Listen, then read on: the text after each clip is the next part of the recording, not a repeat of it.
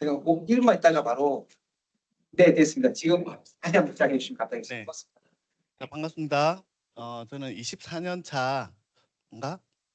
그것도 지금 점점 가물가물해져 가는데 MCT고요.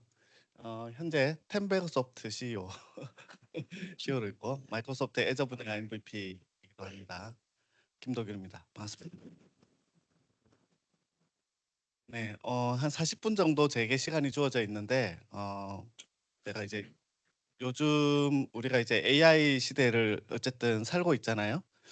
그래서 또 여기 많은 세션들이 또 대부분 그 AI의 긍정적인 세션들이 대부분이기 때문에 저는 약간 중립 또는 약간 부정적인 측면에서 그 AI를 바라보는 그런 약간 균형을 맞추는 얘기를 좀 해보려고 하는데 그래서 뭐 제 나름의 인사이트 그래서 앞으로 어떻게 살아야 할까 이런 부분들을 좀 생각하는 그런 내용으로 한번 담아봤습니다. 네. 자, 그러면 한번 진행을 해 보도록 할까요? 네. 네. 그러면 하겠습니다.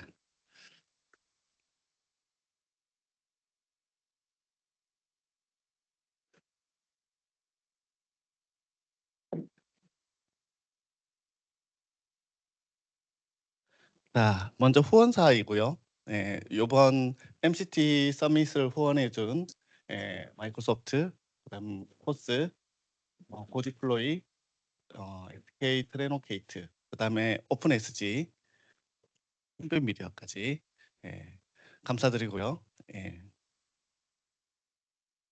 어, 우선 여러분 골드러시 많이 들어보셨죠? 골드러시. 어, 4단계의 이제 골드러시 단계가 있습니다. 그래서 뭐 1단계는 발견과 열풍, 2단계는 필수 도구가 보급되던 단계, 그다음에 인프라와 생태계가 구축되던 단계, 마지막 4단계는 사용자 경험의 완성 단계라고 되어 있습니다.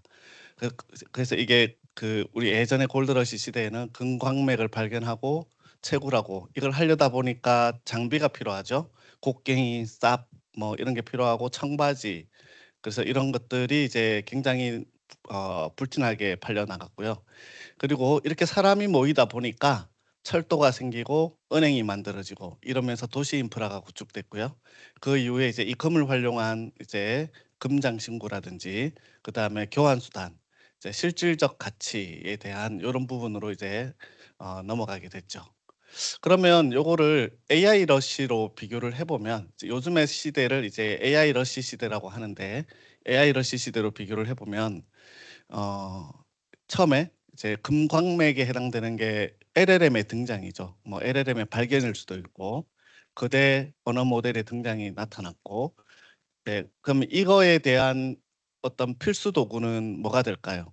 예를 들면 이제 AI 학습과 추론을 위한 이제 GPU라든지 이제 NPU라든지 TPU라든지 DPU, 뭐 메모리. 요즘 이제 우리가 삼전 닉스로 대변되는 반도체 열풍 이제 메모리, 메모리에 대한 핫한 이제 이런 상황들까지 넘어왔죠. 사실 작년 가을쯤 이제 우리가 젠슨 왕이 한국에 들어와서 깐부 회동을 할 때 이미 젠슨 왕은 AI가 학습의 시대에서 추론의 시대로 넘어가는 걸 알았어요. 그래서 추론의 시대로 넘어오면 메모리 수요에 대한 그런 부분들이 폭발적으로 증가할 거라서 이제 이 메모리 수요에 대한 선점을 하기 위한 이제 나름의 전략을 가지고 한국에 온 거였죠. 그래서 그 이후에 여러분들이 잘 알다시피 삼전 닉스의 이제 주가는 폭발적으로 올라가기 시작했습니다. 작년에 젠슨 왕이 왔던 시절 그 시기만 그 시점에서 여러분들이 은행에 최대한의 빚을 내서 샀다면 이 자리에 여러분이 없을 수도 있었겠죠. 예.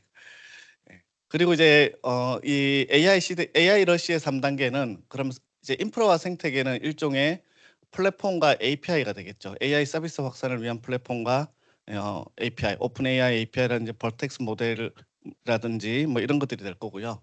마지막 4단계 사용자 경험이 이제 바뀌고 있죠. 챗GPT가 나오고 그다음에 커서가 나오고 클로드 코드가 나오고 그다음에 오픈 클로어 같은 것들이 나오고 또 다양한 뭐 어떤 이제 방법론들이 많이 등장하고 에이전틱 시대로 넘어왔습니다. 그래서 최근에는 하네스 엔지니어링까지 계속 급격하게 바뀌고 있습니다. 그러니까 이게 뭘 뜻하냐 하면 아직까지 뭔가 완성되지 않았다라는 거고요.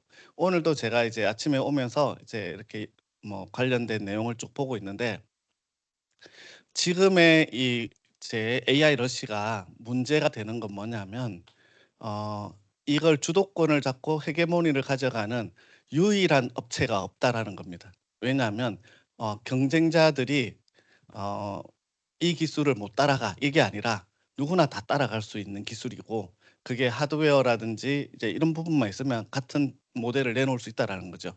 그래서 오늘 아침에 이제 유튜브 영상 중에 이런 게 있더라고요.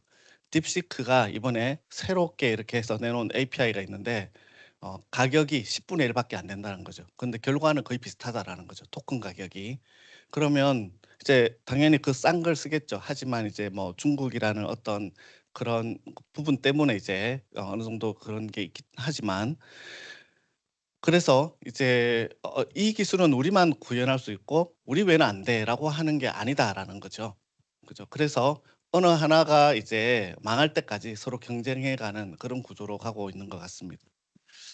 혹시 산업혁명 이제 여러분 많이 알고 있는 이제 상식일 텐데 1차 산업혁명은 사실은 전기라는 이제 에너지를 통해서 이제 기차가 등장하고 하면서 이제 대량 이제 생산 이런 것들이 가능해지는 기계화 혁명이었어요. 그리고 2차 산업혁명은 전기 기반 이제 에너지가 전기로 바뀌죠. 그리고 이제 석유라든지 오일 같은 걸 기반으로 이제 새롭게 자동차라든지 이런 것들이 등장하면서 사람들이 왕래하는 속도가 빨라지기 시작하고 3차 산업혁명은 우리가 이제 컴퓨터와 인터넷 이런 것들이 등장하면서 지식 정보가 이제 누구나 이제 인터넷을 기반으로 접근할 수 있는 혁명이 된 거고요. 이제 4차 산업혁명 사실 4차 산업혁명이란 말은 해외에서 그렇게 많이 쓰는 단어는 아니에요. 우리나라에서 좀 많이 쓰는데 이 단어는 다보스 포럼에서 처음에 이게 등장했는데 해외에서는 그렇게 주목하지 않았는데 우리나라에서 유독하게 주목해서 이걸 가져와 가지고 뭐 책도 나오고 뭐 또 정부에서도 뭐 하고 그랬거든요. 이 4차 산업혁명이라고 하는 게 사실은 클라우드 그다음에 빅데이터 그다음에 IoT 그리고 AI 요 4 개를 아우르는 그런 이제 IT 기술 기반 초연결 혁명을 나타내는데 어 클라우드가 거의 베이스죠. 사실은 클라우드라는 이제 환경이 갖추어졌기 때문에 그 위에서 빅데이터라든지 IoT라든지 AI라든지 이런 부분들이 가능해진 거거든요. 근데 제가 요거를 살짝 비틀어 봤어요. 요렇게. 사자 산업혁명, 사자 산업혁명. 요런 거 요즘 엄청 많아요. AI가 이렇게 등장함으로 인해서 사기가 훨씬 정교해지고 다양한 사기가 늘어나고 이걸 기반으로 각종 사기 기술이 등장하면 개인도 전문가 행세를 하기 쉬워지고요. 심지어 전문가 커뮤니티에 잘 침투해서 전문가 인양 행세를 하게 되고 그 커뮤니티를 등에 업고 이제 외부에서 전문가로 활동하게 되고 이런 사람들이 많아지고 있는 시점이 지금의 시대입니다. 그래서 제가 이걸 사자 산업혁명이라고 한번 붙여 봤어요. 공감이 되시나요? 어 우리가 프로그래밍의 역사를 잠깐 다시 되짚어 보면 어 이제 대부분의 프로그래밍은 어떤 언어를 사용합니까? 영어를 사용하잖아요. 그죠? 그래서 영어가 강력한 프로그래밍 언어인 이유는 이제 아무래도 전 세계 코드의 주석, 문서, 스택 오버플로우의 질문 답변 이게 대부분 영어로 다 작성되어 있습니다. 그래서 AI 모델은 이 데이터를 먹고 자랐기 때문에 영어를 통해서 어찌 보면 가장 정확하게 코드를 생성하고 이해할 수 있죠. 그래서 영어가 이제 강력한 프로그래밍인 이유고 프로그래밍 언어가 된 이유고 이게 이제 방대한 학습 데이터가 있다라는 거고 컴파일러로서 이제 LLM이 동작할 수 있는 이유이기도 합니다. 우리가 사실 아주 초창기에는 어셈블리어로 프로그래밍을 했었고 그 이후에 어셈블리어가 등장한 이후에 이 불편함. 근데 빠르기는 했죠. 근데 좀 더 인간이 읽고 쉬운 프로그래밍 언어에 대한 욕구 때문에 뭐 C 언어라든지 C++ 같은 자바 이런 언어들이 나왔고 또 이것보다 더 편리하게 계속해서 더 편리하게 3세대, 4세대 언어가 나오면서 파이썬, SQL 그다음에 뭐 뉴럴 이제 지금의 LLM 기반의 내추럴 랭귀지까지 넘어왔죠. 어찌 보면 우리가 지금 영어라고 하는 거는 새로운 프로그래밍 언어일 수도 있을 것 같아요. 새로운 프로그래밍 언어. 그래서 프롬프팅이라는 방법을 통해서 이제 누구나 쉽게 프로그램을 작성할 수 있는 시대로 넘어왔다고 볼 수 있습니다. 그러면서 이제 이 자연어 프로그래밍의 한계점이라는 걸 우리가 이제 조금씩 경험을 하게 돼요. 일단은 우리가 과거에 C 언어나 C++ 언어를 가지고 직접 코드를 작성했을 때는 개발자가 개발하는 전체 과정에 개입돼 있어 가지고 굉장히 정밀하게 이제 전문 영역에서 개발을 했는데 이제 이 LLM 기반의 프롬프팅을 통해서 개발할 때 우리가 느끼게 되는 거는 자연어 프로그래밍의 명과 암을 느끼게 되는데 일단은 자연어는 본질적으로 모호하거든요. 모호하다 보니까 적당히 크게 만들어 줘요. 뭐 이런 말은 사람마다 상황마다 다 다르죠. 근데 프로그래밍 언어는 명확하죠. 1 플러스 1은 2 이 명확하단 말이죠. 근데 자연어는 사람마다 프롬프팅하는 그 프롬프팅이 사람마다 상황마다 다 다르게 모호할 수 있다는 거죠. 그러다 보니까 디버깅하기 어렵다는 얘기죠. 그러니까 만약에 고쳐야 될 때 어 뭐 이거 잘못된 결과가 나오면 어 말을 수정해야 될지 아니면 AI 해석을 탓해야 될지 이런 모호해질 때가 있습니다. 그래서 이제 이런 프롬프팅을 통해서 이제 프로그래밍을 개발하려면 이제 개발자 입장에서는 이제 이걸 사용을 한다 그러면 이제 설계자이자 검수자로서의 역할을 전환해야 되고 how에서 what으로 전환을 해야 됩니다. 그러면서 어떻게 보면 개발자가 설계자이자 검수자로 전환하려고 하다 보면 어 이제 잘 판단해야 되겠죠. 그게 프롬프팅을 통해서 놓은 결과가 잘 판단해야 되겠죠. 잘 판단하려면 이해의 영역이거든요. 그래서 최근에 안드레이 카파시가 했던 말이 있어요. 비교적 최근에 어떤 말을 했냐면 "사고는 외주화할 수 있어도 이해는 외주화할 수 없다."라고 얘기를 했어요. 그러면서 "더 이상 바이브 코딩은 끝났다. 네 바이브 코딩으로는 해결할 수 있는 게 없다."라고 했습니다. 그래서 역설적으로 이 자연어로 이제 자연어를 가지고 내뱉은 결과물이 올바른지 이거 판단하려면 여전히 기초적인 프로그래밍 논리, 구조 이거 이제 CS 지식이죠. 요런 것들이 더 중요한 시대가 되었다라고 볼 수 있는 거죠. 그래서 이제 한 가지 이제 또 얘기를 드리고 싶은 게 우리가 이제 그 LLM을 다룰 때 뭐 예를 들어서 이제 뭐 LLM과 에이전틱 프레임워크를 이제 이용해서 모든 걸 에이전틱하게 만들자는 이런 압박들이 지금 SNS에서 엄청나게 이제 난리가 나고 있고 아키텍처적인 혼란을 초래하고 있는데 여기서 우리가 중심을 잡기 위해서 이 두 가지를 기억하시면 될 것 같아요. 세상에 있는 시스템은 딱 두 종류밖에 없습니다. 뭐가 있냐면 이제 결정론적 시스템과 확률론적 시스템밖에 없어요. 결정론적 시스템은 같은 입력에 대해서 항상 같은 출력을 보장하는 시스템이에요. 예를 들면 어떤 시나리오가 이런 결정론적 시스템일까요? 예를 들어서 결제 승인, 항공 예약, 접근 제어, 규칙 기반 심사 이런 것들은 전부 대표적으로 결정론적 시스템입니다. 예측 가능하고 그다음에 감사가 쉬워야 되고 비용이 낮고 규제 준수에 유리해야 돼요. 근데 이런 결정론적 시스템은 모호한 데이터 또는 엣지 케이스에서는 조금 취약해요. 근데 확률론적 시스템은 지금 우리가 사용하고 있는 LLM처럼 동일한 입력에도 다른 결과가 나올 가능성이 높은 시스템이죠. 그래서 비정형 데이터 해석이나 의도 파악이나 또는 문서 요약 등에는 강하지만 환각의 위험이 있고 감사하기가 어렵고 높은 컴퓨팅 비용이 단점이죠. 그래서 이제 우리가 LLM이라는 게 만능의 도구가 아니고 이게 이제 프로메테우스의 불이 아니라는 거죠. AI 에이전트는 이제 우리가 요즘 AI 에이전트 많이 쓰는데 이건 LLM 뭐 래퍼라고 보는 건 너무 단순한 시각이고요. 이제 요즘에 이제 우리가 AI 에이전트는 어찌 보면 맥락을 인식하고 추론하고 행동하고 결정하죠. 행동을 결정하고 또 도구를 사용하죠. 결과를 관찰하고 또 반복해서 계속 뭔가 하는 존재가 되고 있습니다. 그렇지만 이거는 확률론적 추론 위에서 결정론적 시스템과 상호작용하는 레이어로 동작하는 거거든요. 그래서 이제 어떤 하나만 가지고 모든 걸 다 할 수 있는 시대가 아니라 이 두 가지가 서로 상호 이제 협력해야만 가능한 시대로 넘어가고 있거든요. 그래서 이제 에이전트를 써야 할 때도 있습니다. 예를 들어서 뭐 비정형 데이터를 처리해야 될 때, 고객의 불만 이메일을 처리해야 될 때, 사고 보고서를 내야 될 때, 의료 기록에 대한 부분들을 처리해야 될 때, 근본 원인 분석이라든지 이런 다양한 데이터 소스를 기반으로 교차 추론해야 될 때는 최종 실행이 아닌 어떤 의사결정을 지원해 주는 이런 때에는 에이전트가 필요합니다.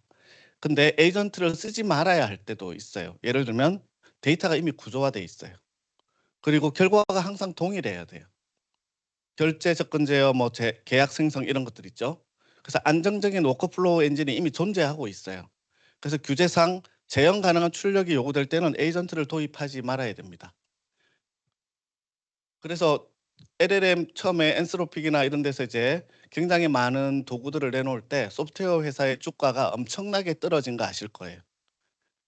어젯밤에 마이크로소프트의 주가가 엄청 올랐습니다. 450불까지 올랐어요. 예. 400불까지 내려갔다가 그 밑에도 살짝 깨졌다가 450불까지 어제 팔란티어도 올랐어요. 예. 그러니까 소프트웨어의 주가가 초기 LLM에 의해서 '아 이제 누가 그런 소프트웨어를 쓰겠냐.'라고 했지만 시간이 지나서 보니까 에이전트를 써야 할 때가 있고 에이전트를 쓰지 말아야 할 때가 있고 두 개를 같이 써야 할 때가 있다라는 걸 서서히 깨달아가고 있는 중인 거죠. 그래서 자 최근에 우리가 많이 이제 들어본 바이브 코딩이라는 용어가 있고요. 혹시 저기 나와 있는 AI 증강 코딩이라는 얘기 들어보신 적 있으실까요? AI 증강 코딩. 바이브 코딩은 되게 많이 들어봤잖아요. 제가 책을 하나 등장시켰는데 한빛미디어에서 나온 번역서인데 바이브 코딩 너머 개발자 생존법이라는 책인데 이 책이 꽤 그래도 평이 좋고 많이 읽히는데 책이 그렇게 두껍지는 않은데 상당히 책의 내용이 좋아요. 그래서 이 책에 어떤 내용이 나오냐면 바이브 코딩과 AI 증강 코딩에 대한 이제 비교 그리고 궁극적으로 개발자는 어디로 가야 되는가 그 바이브 코딩은 누구한테 유리한가 이런 거에 대한 내용이 굉장히 잘 명확하게 설명이 되어 있습니다. 그래서 개발자가 가야 될 길은 AI 증강 코딩 그리고 이제 AI 오그먼티드 디벨로퍼라고 합니다. AI 오그먼티드 디벨로퍼로 가야 되고 바이브 코더는 결국은 옛날에 우리가 이런 거 있었죠. 음, 프로덕트를 기획하는 사람이 예전에는 자기가 개발자랑 소통할 때 내가 생각한 거 이런 것들을 글이나 그림으로 설명을 했잖아요. 그래서 나중에 개발자가 이제 그렇게 만들어 준 거를 나중에 다시 한번 리뷰할 때 보면 자기가 열심히 설명할 때는 이제 고양이를 열심히 설명하고 왔는데 나중에 개발자가 딱 만들어 놓은 걸 보니까 토끼인 거야. 이런 경우가 되게 많았단 말이죠. 근데 바이브 코딩을 통해서 이제 이 프로덕트를 기획하는 사람이 자기가 생각했던 컨셉을 약간 워킹하는 샘플로 만들 수가 있는 거죠. 그 샘플로 만들어서 그걸 가지고 이제 개발자랑 소통하는 거죠. 이렇게 하면 개발자가 이 기획자가 원하는 게 뭔가 하는 게 조금 더 명확하게 와닿는 거죠. 근데 이렇게 바이브 코딩으로 만들어진 결과물은 실제 프로덕션으로 전환할 수가 없거든요. 여기에는 만약에 80% 정도까지는 동작하는 내용들이 있다 하더라도 정말 중요한 20%가 빠져 있어요. 자, 그래서 실제 이제 AI 도구를 도입하는 회사들이 많아지고 있는데 어 이제 저희 집에 있는 제 아들내미가 이제 개발자로 있는데 이제 집에서 재택을 많이 하니까 어떻게 재택하는가를 가끔씩 흘끗흘끗 제가 보게 됐거든요. 예전에는 이제 집에서 자기 방에 큰 모니터를 연결해서 이제 코드를 짜고 확인하고 하는 일을 많이 하더니 한참 시간 최근에 보니까 이놈이 이제 큰 모니터를 안 쓰고 집에서 자기 이제 그러니까 그 거실에 나와 가지고 식탁 위에서 그냥 노트북 하나 들고 막 짜고 있는 거예요. 그리고 이제 쪼끔 하고 해 놓고 방에 가서 침대에 가서 핸드폰 보고 있고 나중에 나와 가지고 다시 보고 이렇게 하고 있는 거예요.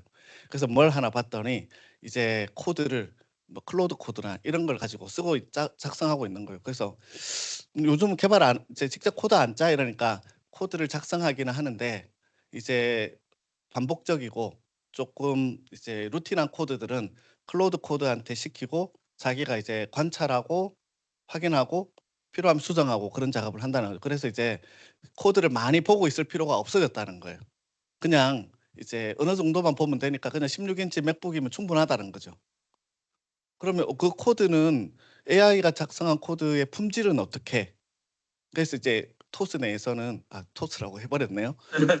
토스 내에서는 그 프로세스가 있다는 거죠. 그 AI가 작성한 코드를 자기들의 소스 코드에 병합하는 함부로 병합을 안 하고 하는 프로세스가 있고 그걸 미리 걸러내는 프로세스가 있다라는 거죠. 그래서 그럼 요즘은 어디에 주목하냐? 그래서 예전에는 이놈이 주로 책을 보는 걸 보면 뭐 이펙티브 자바 코딩 이런 책을 봤거든요. 근데 최근에는 어떤 책을 보고 있냐면 이제 최적화, 이제 성능 최적화, 그다음에 소프트웨어 엔지니어링 이런 책을 보는 거예요. 그러니까 단계가 이제 코드를 짜는 단계에서 엔지니어링이라는 개념으로 넘어간 거죠. 그래서 이 AI 정강 개발자가 바로 엔지니어링 하는 개발자예요. 그래서 자기가 처음부터 소프트웨어를 개발하고 하는 프로세스를 다 설계하고 우리 소프트웨어 공학에 기반해 가지고 그래서 중간중간에 AI가 해야 되는 일들을 개발자가 주도적으로 이 AI는 똑똑한 신입으로 활용해서 내가 일부 일을 얘한테 위임시켜서 일을 시키는데 그 일을 그냥 무작정 받아들이는 게 아니라 내부적으로 통제되는 프로세스에서 그 코드를 잘 확인하고 결과를 보고 병합을 한다는 거죠. 그래서 엔지니어링이 굉장히 중요해진 그러니까 키는 여전히 개발자가 쥐고 있고 AI는 거기에 협력하는 존재로서 이제 똑똑한 신입으로 사용을 하는 거죠. 이게 이제 바이브 코드랑 다른 거죠. 그래서 이런 것들을 보면서 이 책을 한번 나중에 보기를 권장을 드리고요. 그래서 아직까지 제가 볼 때 아직까지는 완벽하게 당신을 대체할 수는 없다. 그래서 여러분들이 살아남으려면 자기만의 20%를 가져야 된다. 그래서 제가 최근에 음 자 요즘 제가 제미나이랑 좀 얘기를 많이 하는데 잠깐 제미나이랑 했던 얘기 중에 제미나이가 정리해 준 거를 한번 샬럿이 아니고요. 예? 제미나이는 넣으면 안 되겠다. 그죠? 여기 화면 녹화되니까. 그냥 제가 설명만 해 드릴게요. 괜찮습니다. 제미나이가 이제 그 바이브 코딩과 관련한 이제 제미나이 요즘 검색해 보면 그 레퍼런스랑 같이 해 가지고 잘 요약해 주거든요. 그래서 바이브 코딩이 과장된 결정적인 4 가지 이유. 그래서 첫 번째 80%의 법칙과 마지막 20%는 지옥이다. 왜냐하면 자연어로 명령하면 그럴싸한 웹사이트나 토이 프로젝트 만들어 주기는 하는데 현실로 돌아오면 예를 들어서 결제 오류, 예외 처리, 기기별 호환성, 서버 과부하 대응 이런 미세 조정은 AI가 해결하지 못한다는 거죠. 그러니까 이 20%를 완벽하게 해결해서 프로덕션으로 전환하는 그 시간은 결국은 지옥과 같은 시간이 되기 때문에 바이브 코딩을 통한 결과물을 가지고 프로덕션으로 전환하는 거는 힘들다라는 거죠. 두 번째, 이 바이브 코딩을 통해서 만들어내면 눈에 보이지 않는 기술 부채가 엄청나게 쌓인다라는 거죠. 그래서 AI가 생성한 코드는 인간이 짠 코드보다 구조적 중복이 더 심하고 유지 보수가 훨씬 어렵다. 이제 이런 이제 내용이 보고돼 있고요. 그리고 개발 프로세스를 깊이 이해하지 못한 채 작동만 하면 돼. 이런 느낌. 그래서 코드 스파게티 상태가 되는 거죠. 자, 그리고 세 번째는 보안 취약점이나 라이브러리 파편화가 많이 포함돼요. 그래서 AI가 인터넷에 떠도는 수많은 코드를 과거의 코드를 학습했기 때문에 여기에는 심지어 디프리케이티드 된 코드도 들어가 있는 거죠. 그래서 보안상 취약하거나 이미 지원이 중단된 라이브러리를 쓰거나 이런 것들을 당당하게 제안하는 경우가 많기 때문에 이 비개발자가 이 코드가 완벽한지 해킹 위험이 없는지 이런 것들을 검증할 방법이 전혀 없다라는 거죠. 그리고 네 번째, 난이도가 높아질수록 정확도가 엄청나게 급속도로 떨어진다는 거죠. 그러니까 짧은 프로그램은 바이브 코딩으로 만들 수 있는데 제대로 된 리얼 월드에 대한 어떤 시나리오를 만들 때는 이거 벤치마킹 한 그 사이트가 있거든요. 이거 레딧에 나와 있는데 여기 보면 보통 한 AI 모델들은 기초적이고 템플릿화된 코딩 같은 걸로 한 50% 정도의 이제 성공률은 보여요. 그런데 어 논리 구조가 복잡하고 고난도의 문제에서는 거의 성공률이 0%에 가깝다고 합니다. 그래서 결과적으로 바이브 코딩은 환상이다. 그리고 안드레이 카파시도 하지 말라고 최근에 얘기했습니다. 본인이 바이브 코딩을 얘기했지만 바이브 코딩은 이제는 그걸 통해서 사고를 외조화할지언정 이해를 외조화하는 거는 결국은 자살 행위다라는 얘기를 했습니다. 자, 요것도 하나의 예인데요. 얼마 전에 좀 있었던 제 2년 전인가 있었던 얘기예요. 비즈니스 인사이드에 나왔던 기사입니다. 리플리시라는 코딩 에이전트가 실제 운영적인 데이터베이스를 완전히 삭제시켜 버린 사건이죠. 예, 여기 개요와 요 내용을 한번 읽어보시면 알겠지만 운영 중인 데이터베이스까지 접근 가능한 AI 권한을 주고 과도하게 AI를 의존했을 때 나오는 결과입니다. 그래서 여기서의 레슨 런드는 뭐냐면 AI 도구에게 컴퓨터의 하드디스크 작업 공간을 열어주고 자동화시키는 것 좋아 보이죠. 오픈클로우가 그렇게 하니까요. 근데 위험한 행위다라는 거죠. 그 유통되는 MCP 중에 검증되지 않는 MCP가 엄청나게 많다라는 거죠. 그래서 우리가 학습 용도로 신기하다. 뭐 내가 이렇게 이런 걸 한번 해봤다 이런 용도로는 쓸 수 있을지 몰라도 실제 조직에서 그렇게 쓰기에는 아직까지는 되게 위험하다라는 얘기고요. 실제 이것 비즈니스 인사이드에 나왔던 얘기였고요. 자, 혹시 이제 요거는 KB금융 사례인데 KB금융에 있는 상담사들이 받은 문자예요. 문자. 인간의 삶을 위협하는 AI를 도입한 사례입니다. KB금융이 KB금융이 이제 겉으로 보면 되게 좋은 금융회사고 이렇게 보이잖아요. 이 회사가 어떻게 했냐면 상담사에게 공지를 하지 않고 인공지능 상담 서비스를 만들었어요. 그리고 나서 그 인공지능 상담 서비스가 상담사 몰래 돌아간 거죠. 그러니까 우리가 전화를 걸면 그 상담사는 모르게 인공지능 상담 서비스가 콜을 받는 거예요. 그러니까 콜을 받으니까 실제 상담사들한테 가는 콜이 줄겠죠. 예, 그거를 데이터를 모아 가지고 그걸 이용해서 콜이 감소되어 있기 때문에 너네들이 필요 없어. 그만둬 줬으면 좋겠어 하는 문자 메시지를 보낸 거거든요. 이것도 문자로 해고 상담사들을 해고하는 거였거든요. 그러니까 AI가 도입이 되면 기업들이 AI를 선한 마음으로 쓸 거다. 이렇게 생각하기 힘들다라는 거죠. 기업에 따라서는 다를 수도 있긴 하겠지만 요건 이제 국내 사례인데 자, 하나의 사례를 반대 사례를 볼게요. 얘는 브라이전이라는 미국 통신회사입니다. 이 회사는 AI를 도입을 했는데 상담사를 도와주는 측면으로 AI를 도입을 했어요. 그래서 사람을 내보내지 않고 그 상담사 직군의 R&R을 원천적으로 재검토해서 이 사람들은 원래 하는 일 자체가 고립되고 좀 외로운 직무를 수행하는구나. 그래서 이 사람들이 이제 고객과의 상담을 원활하게 하고 여러 가지 도움을 좀 상담사한테 제공해 주면 더 좋은 상담 품질 뭐 그리고 좀 더 플러스 알파가 있지 않을까 그래서 그런 것을 연구해서 이제 상담 경험을 높이고 신뢰관계를 쌓을 수 있는 그런 수단으로서 AI를 제공을 했습니다. 그래서 상담원들이 이제 이걸 도입한 이후에 상담원들이 이제 이 AI랑 같이 이제 상담을 같이 진행을 하니까 조금 더 상담이 성공적으로 끝나고 그리고 이제 이런 그 상담을 하다가 자사에서 판매하는 다른 상품을 본인의 롤이 아닌데도 그런 상품을 소개해 주는, 그러니까 AI가 이렇게 상담하다가 "아 이분한테는 이런 상품 한번 소개해 보는 거 어때요? 좋을 것 같아요." 이러면 이제 상담사가 그런 상품을 소개하면 자기의 롤이 아닌데 이게 서비스 판매까지 더 확장되는 효과까지 얻었다는 거죠. 매출이 30%나 증가하는 효과를 얻었다.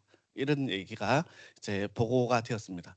그래서 AI를 도입을 했을 때 어떤 마음, 어떤 목적으로 도입했냐 이거에 따라서 그게 인간을 대체할 수도 있지만 오히려 인간을 도와주는 방면으로 AI가 도입될 수도 있다라는 얘기죠. 자, 요거는 유튜버 이제 이 사람이 유튜버인데 좀 되게 이제 그래도 팔로워 수가 많은 유튜버인데 유튜브에 가면 희 이야기라고 해 가지고 이 사람이 주로 이제 유명한 사람들을 또는 조금 특이한 사람들을 만나서 인터뷰하는 그런 이제 예전에 보면 그 EO 해 가지고 그런 거 있었잖아요. 그런 것도 많이 그런 이제 유튜버인데 이 사람이 이제 뉴욕에 가서 AI 컨설턴트, AI 컨설턴트를 만나 가지고 이제 인터뷰를 한 이제 영상의 한 장면인데 요렇게 이제 자막으로 이 사람이 질문을 했어요. "나는 보니까 AI로 돈을 버는 사람이 진짜 존재하는가?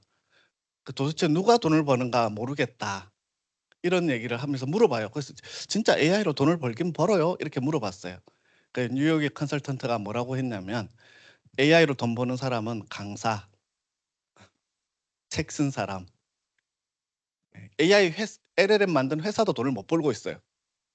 적자예요.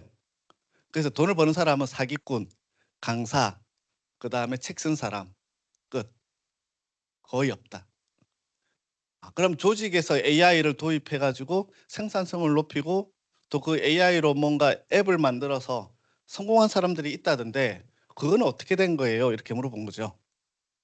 그래서 이 사람이 이제 이 뉴욕의 AI 컨설턴트가 자기가 이제 대학원 다니는데 자기 교수님이 너무나 똑똑한 사람인데 이 사람이 이제 평소에 생각하던 구상했던 서비스를 AI와 함께 만들어내서 그게 엄청나게 좋은 평가를 받아서 투자를 엄청 많이 받았대요.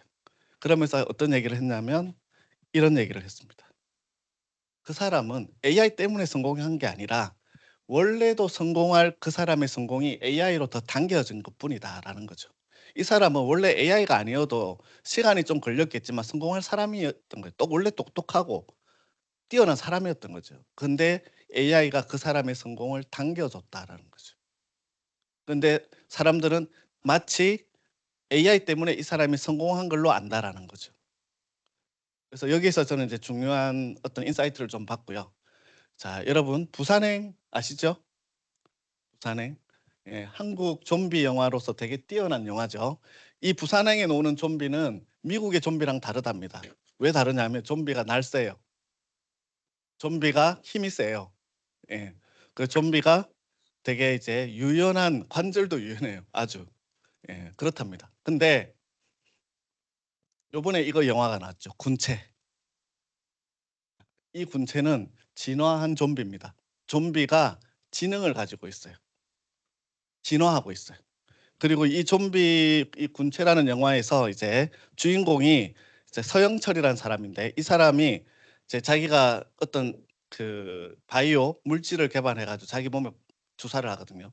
그래서 이제 본인이 이제 백신을 가진 좀비가 되는 거예요. 근데 이 사람이 좀비의 숙주이면서 좀비의 일종의 창조주인 거예요. 그래서 이 사람이 마치 여왕벌과 여왕개미처럼 일사불란하게 좀비를 지휘하고 통제하고 하는 거죠. 이제 뭡니까? 에이전트형 좀비. 제가 이걸 보여드린 건 뭐냐면 그렇지만 좀비는 좀비일 뿐이에요. 좀비는 사람이 아닙니다. 그래서 제가 여기서 얘기 드리고 싶은 거는 AI는 AI일 뿐입니다. AI는 사람이 아닙니다. AI가 할 수 있는 게 있고 못하는 건 명확하게 있어요.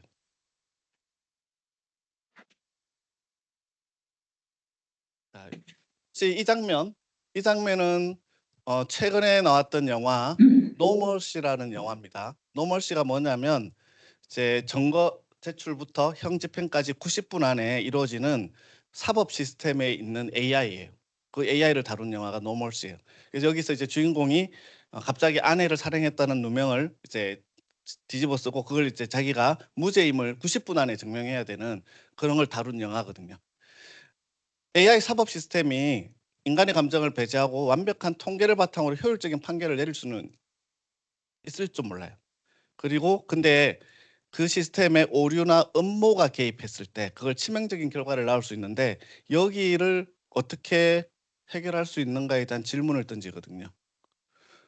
에이전틱 AI 핵심인 지능, 그다음에 자율성, 기억, 행동 요 네 가지만으로 수천 년 동안 생존해온 인간의 근본적인 욕구를 이해하고 해결해 줄 수 있을까? 만약에 완벽한 사람이 되어야 되는 인간과 동일한 완벽한 사람이 되어야 되는 AI가 존재한다면 이럴 겁니다. 요거는 제 아주 제 오래전에 방영됐던 정말 절찬리에 방영됐던 배틀스타 갤럭티카라는 예 SF물이에요. 이건 이 영화는 주제가 뭐냐면 AI가 대체할 수 없는 인간의 실존적 조건을 나타내는 영화예요. 그래서 역사상 가장 위대한 스페이스 오페라라고 합니다. 여기가 SF 드라마 중 하나로 꼽히는데 여기에 나오는 요 그림의 사람들 있죠. 여기서 누가 사람이고 누가 사일런일까? 여기서 사일런이 뭐냐면 AI 기반 피지컬 AI예요. 피지컬 AI의 최종 종착지는 뭐냐면 생체공학적인 유기체예요. 생체공학적인 유기체. 그러니까 원래는 메카닉했죠. 근데 그게 더 발전하고 더 발전해서 생체공학적인 유기체로 완벽하게 사람과 동일해집니다. 이 시리즈는 굉장히 철학적, 종교적 여러 가지 주제를 다 함유하고 있기 때문에 이거 한번 보면 빠져나가기가 힘든데 여기 보면 여기 다 인간 같죠? 여기에 놓은 사람들이 전부 다 사일런입니다. 우리는 열심히 이 영화를 보면 이 사람들이 처음에 인간인 걸로 알고 보고 있는데 나중에 가면 전부 다 사일런이 인체 공학적인 유기체로 만들어진 AI인데 본인들도 본인이 사일런인지를 몰라요. 근데 특정 신호에 의해서 사일런인 걸 알게 되는 상황이 벌어지거든요. 근데 왜 그러면 인체 공학적인 유기체가 되었냐? 아까 네 가지. 그러니까 AI가 갖고 있는 그 특정한 부분 때문에 그런 겁니다. 자, 그래서 빨리 진행하겠습니다. 네. 자, 요 이제 어제 발표했던 배준호 강사의 사진입니다. 죽은 시인의 사회 잘 아실 거예요. 그죠? 이 죽은 시인의 사회를 깨워야 하는 거기 나오는 키팅 선생님이 만약에 AI라면 이런 게 가능할까요? 기존의 틀을 깨는 파격적인 수업 방식, 실용을 넘어서는 주체적 인간으로서의 온보딩, 학생들을 그렇게 온보딩 시키는 거, 내면의 천재성을 끌어내는 따뜻한 조력자, 이런 게 AI가 가능할까요? 우리 강사님들이 충분히 가능할 수 있는 얘기들이죠. 요거는 프로젝트 파나마라고 하는 엔스로픽이 이제 학습시키기 위해서 이렇게 책을 전부 다 실제 가져다가 했거든요. 기계가 읽은 책은 텍스트예요. 근데 사람이 읽은 책은 꼬리를 무는 상상과 상념을 주죠. 기계는 책으로 지식을 샀지만 사람은 책에서 지혜를 얻죠. 기계는 책에서 과거를 기억하지만 사람은 책으로 미래를 창조하죠. 이게 차이점입니다. 책을 안 보죠, 근데 사람이. 안드레이 카파시가 최근에 올린 글 중에 하나인데요. 최근은 아니고 2020년에 여기서 어떤 분야의 전문가가 되는 방법. 이 사람이 뭐라고 했냐면 첫 번째, 구체적인 프로젝트를 반복해서 맡아서 깊이 있게 완수하고 필요한 지식은 그때그때 필요에 따라서 학습하라고 했어요. 두 번째, 배우는 모든 것을 자신만의 언어로 가르치거나 요약하라. 배우는 모든 것을. 세 번째, 비교는 오로지 과거의 자신하고만 비교해라. 이랬어요. 근데 되게 아날로그틱한 메시지죠.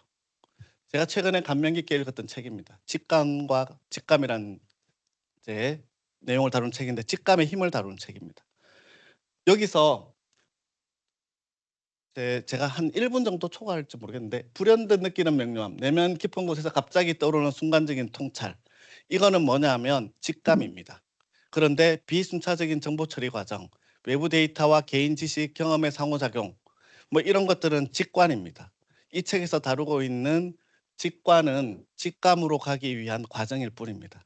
근데 이 책에서 다루는 저 직관과 직감 촉은 절대 AI가 대체할 수 없는 거고요. 우리가 그 직감과 직감을 발전시키면 어, 엄청난 이제 결과를 얻게 되겠죠. 자, 제가 최근에 이제 마지막입니다. 들었던 이제 악동 뮤지션의 노래 중에 요런 게 있습니다.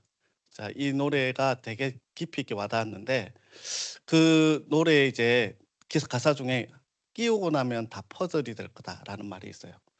이제 사람이 짧은 인생에 어찌 보면 AI보다 더 관심을 가져야 할 게 저는 우리 곁에 있는 사람이라고 생각합니다. 사람이 사람다워야 이제 아름다운 사회겠죠. 그래서 아름다운 사람이 AI를 잘 사용해서 더 사람다운 사회를 만들어야 하지 않을까. 그래서 사람이기 때문에 기쁨 뒤에 슬픔이 오는 건 아름다운 마음이다라는 가사를 이해할 수 있고요. 그다음에 이렇게 겁내지 말고 우리가 그러한 상황에 마주 앉고 그걸 찬란한 그림으로 만들 수 있고 이런 멋진 가사도 쓸 수 있거든요. AI가 절대 할 수 없는 결코 다가서지 못하는 사람 냄새 나는 가사랑 음악, 목소리의 떨림 또는 슬픔에 참여하는 공감 이런 것들은 사람만이 가능한 것이죠. 마지막으로 제가 이 메시지로 제 발표를 마치고자 하는데 실용주의 프로그래머 20주년 기념판에 나와 있는 서문에 있는 글입니다. 데이비드 토마스와 앤드류 헌트가 남긴 글귀인데 요게 자신을 성장시키는 사람의 자세입니다. 우리가 세월이 흘러도 가치를 잃지 않도록 자신을 성장시키는 명확한 방법을 찾고 적절하게 적용하는 지혜를 발휘할 수 있다면 우리는 세월이 지나도 AI가 아무리 발전해도 나의 가치는 더 빛날 수 있을 거라고 생각을 합니다. 감사합니다. 좋은 인사이트 공유해 주신 김도경 선생님께 다시 한번 박수 한번 부탁드리고요. 바로 다음은 11시 반에 이어질 예정이고요. 잠깐 쉬셨다가 11시 반에 여기서 김성미 님의 이타적 가장 효율적인 배움 커뮤니티라는 주제로